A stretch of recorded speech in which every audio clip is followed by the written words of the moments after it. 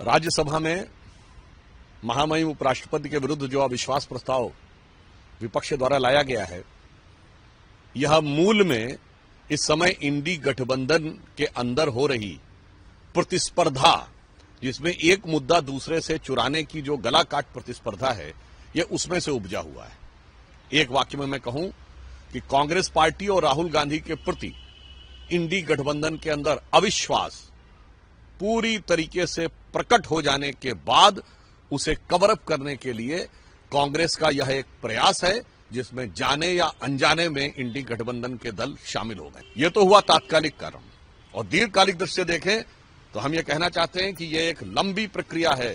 जो हमारी पार्टी ने लगातार आरोप लगाया है कि विदेश से बैठी हुई शक्तियां, जिसमें ओसीसीआरपी जैसी संस्थाएं, सोरस फाउंडेशन जो काम कर रहे हैं, विगत 7-8 वर्षों का इतिहास देखिए, भारत की व्यवस्था की हर चीज के ऊपर आघात किया जा रहा है।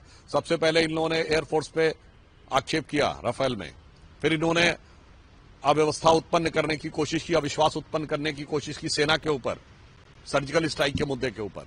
उसके बाद इन्होंने अविश्वास उत्पन्न करने का प्रयास किया भारत की अर्थव्यवस्था की रीढ़ माने जाने वाली सरकारी कंपनियों के ऊपर, एलआईसी के ऊपर, वह गलत निकला। इन्होंने कहा एसबीआई के ऊपर अटैक किया, वह गलत निकला। फिर इन्होंने कहा कि हिंदुस्तान एरोनॉटिक्स बर्बाद हो गया। Fact of the matter is कि उसको 29,000 करोड़ का रेवेन्यू मिला। उसके बाद इन्होंने अगला प्रयास करना शुरू किया कि भारत के पूरी व्यवस्था के ऊपर, चुनाव आयोग के ऊपर आक्षेप, फिर ईवीएम के ऊपर आक्षेप, और अब वो उभरता हुआ संवैधानिक पदों के ऊपर आक्षेप तक आ गया है।